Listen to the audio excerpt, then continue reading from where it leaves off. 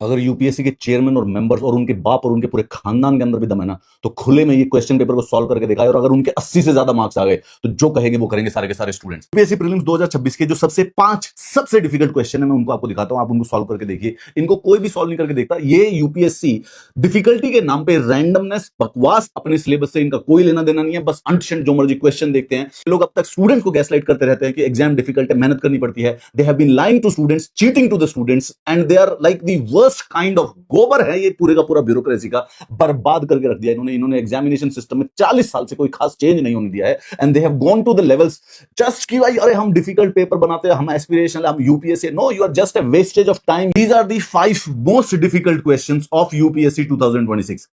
International conventions में India ने कौन सी रेटिफाई नहीं की है? Employment policy convention, abolition of force labour convention, blah blah blah blah blah blah blah, Geneva Convention relative to protection of civilian persons and Convention on the reduction of the statelessness। 5। उसके बाद आपको इसमें से option चुनना है कौन सा है कौन सा नहीं है। ये मैं नहीं कह रहा हूं कि ये डिफिकल्ट है, इसको मैंने जेमिनाई, जीपीटी और क्लाउड में डाला तो वो बोले कि सर ये one of the most difficult सबसे क्वेश्चन है।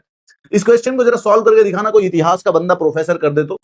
प्लेस वैल्यू सिस्टम से संबंधित 3 स्टेटमेंट है। Epigraphic use of place value found in Mankani plates of Gujarat. Exact एक डेट पता होनी चाहिए। 9th सेंचुरी में place values become general in inscription all over India. Place values जो है वो संस्कृत इंस्क्रिप्शन में साउथ ईस्ट एशिया में 7th सेंचुरी में भी पाई जाती है। बताओ कौन सी स्टेटमेंट करेक्ट है।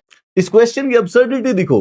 ब्यूरो ऑफ इंडियन स्टैंडर्ड्स ने एक नेशनल स्टैंडर्ड इंट्रोड्यूस किया है बॉम्ब डिस्पोजल सिस्टम को असेस करने का। बताओ कौन से करेक्ट है स्टेटमेंट। ये नया स्टैंडर्ड भाई कहां? It will improve interoperability. ये टीबीआरएल डीआरडीओ ने 30वीं central scientific research institute Russia से कोलैबोरेट किया है। ये करंट अफेयर का क्वेश्चन है।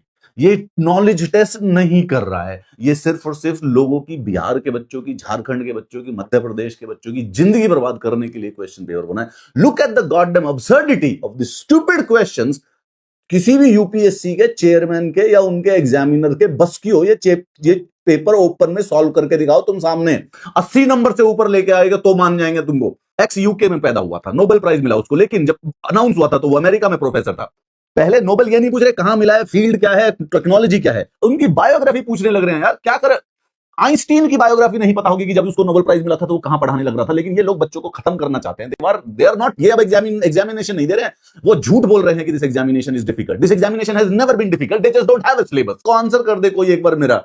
निरंतर नेशनल इंस्टीट्यूट ला ला ला ला ला ला करेक्ट। और फिर भाई 4 स्टेटमेंट। और ये क्वेश्चन आपको पता है, ये वाला क्वेश्चन जो है, क्योंकि इस पेपर के अंदर 100 क्वेश्चंस होते हैं और 120 मिनट का समय होता है, तो अप्रोक्सीमेटली 1 मिनट 20 सेकंड मिलेंगे इसको सॉल्व करने के लिए।